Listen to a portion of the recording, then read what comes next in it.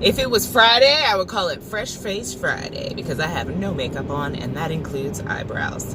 This is what they look like in real life, people. Anyway, actually, I'm working on my detachment from validation.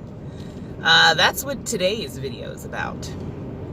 So I had a presentation.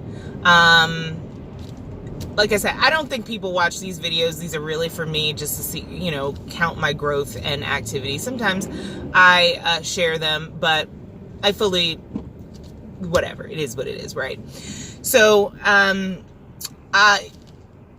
if you don't know me and you're seeing this video, you happen to run across it. I am a passionate advocate for social unity, diversity, inclusion, equity, access, and social justice.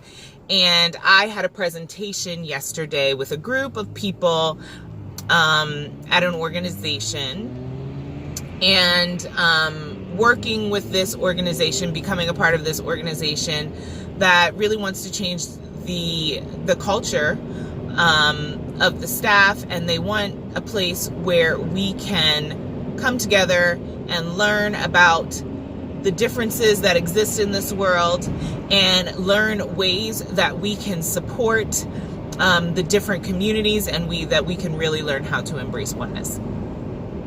That's how I would have said it, but we were doing an introduction for this group, and someone created a PowerPoint for it, which was really awesome. It was a really cute PowerPoint.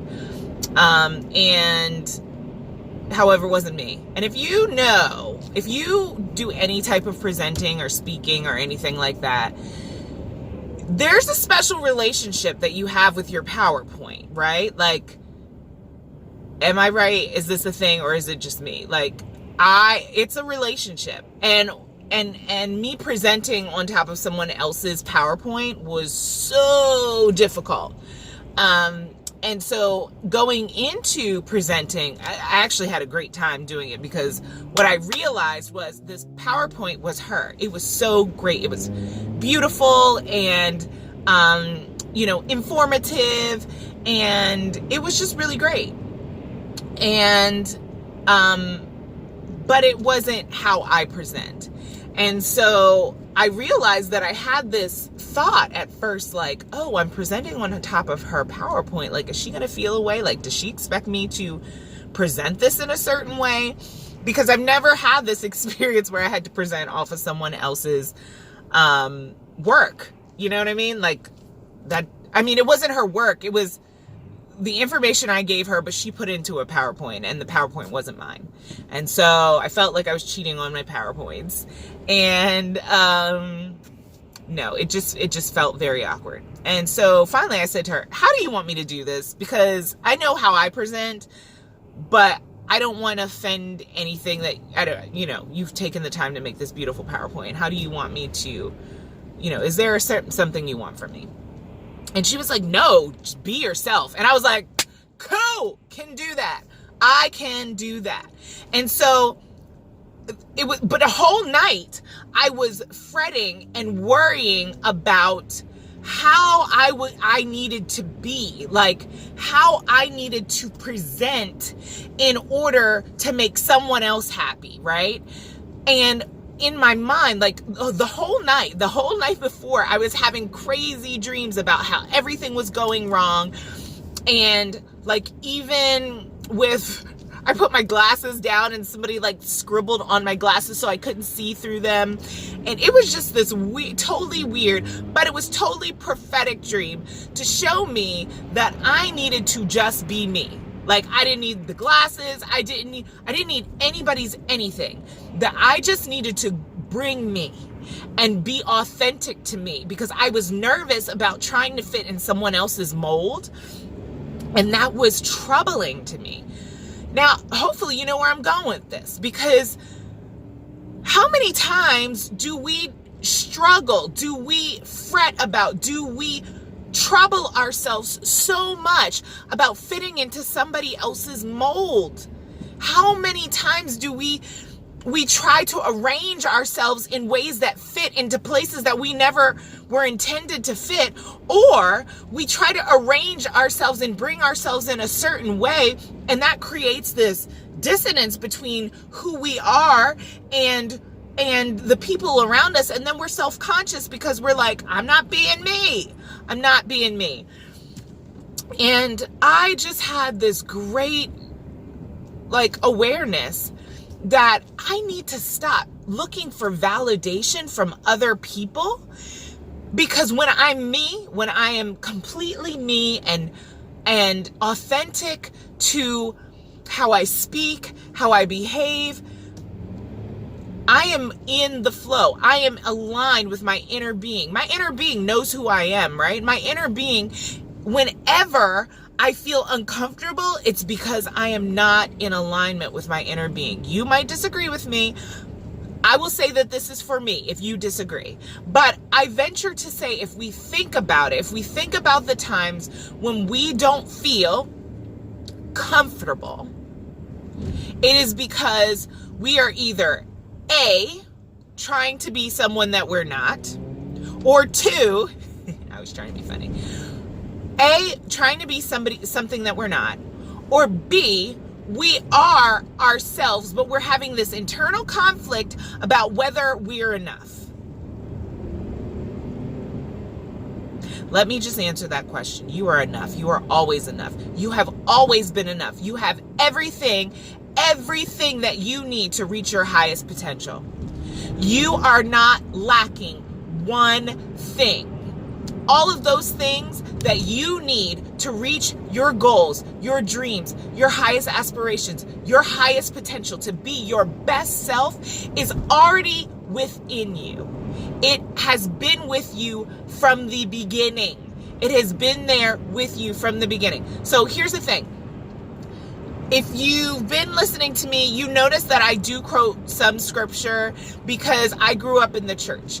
And I believe that all religion has truth in it. I also believe that all religion has some film of man-made understanding laid on top of the truth of the universe, the truth of God, the truth of the spirit, the truth of the presence, the energy, the source that created us. There's a scripture that says, in him we live and move and have our being, right? Meaning that in the presence, in the personhood of God, if God was a person, but it's not, right? It's an energy, it's a force, it's a source, it's it's a presence, right? But in the energy of God, we live and move and have our being. So that means we're inside of all that ever was, that ever is, that ever existed. It's all around us. And we live and move and have our beingness in this presence, which means we lack nothing. We lack nothing. It's around us, and it's waiting for us to expand ourselves into that area.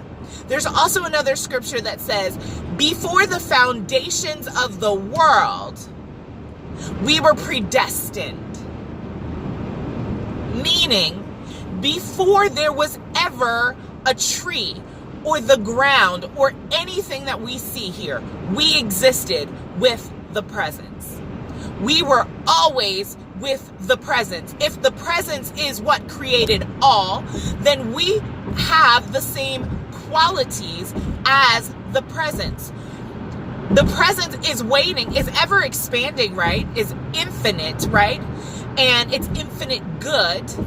And if we're living and moving and having our beingness in the presence, as we expand, the presence expands. There are no limitations to what we can achieve, to what we can be, and to the greatness that we are called to. There are no limitations. There are people who get this, right? There are people who you're like, how did they think of that? And it's because they've removed the limitations off of themselves. They stopped putting themselves into a box in which people need to validate their thoughts and their not their feelings, their thoughts and the ideas that they have. They don't need validation. They trust that there is ever expanding good around them, and all they have to do is reach out to let go of the limits that we hold on to, the limits that we hold on for ourselves. And sometimes those limits are what we think we should behave and how we should look and how we need to present ourselves.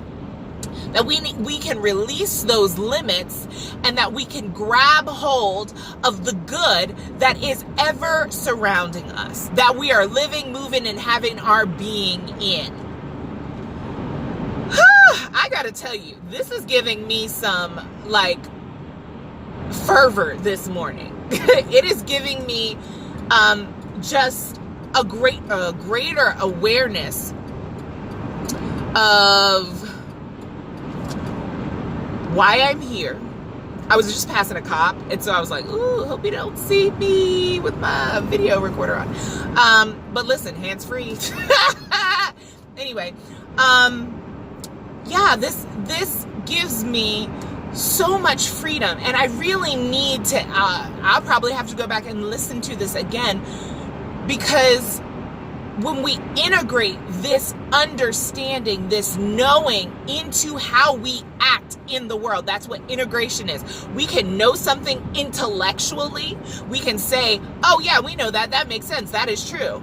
But if we don't act like it, then we have not integrated it into our beingness.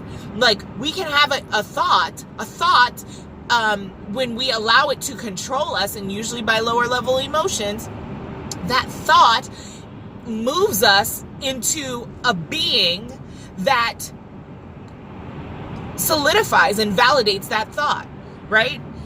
But when something is so outside of how everybody else operates and what we've always known, right? It's easy to think negative thoughts. Spiraling down thoughts are really hard. But getting yourself and elevating yourself off of the ground, and rising, ascension, that's what ascension is, us rising in our consciousness and our awareness of who we really are. When we integrate that into our being, we become that which we already are.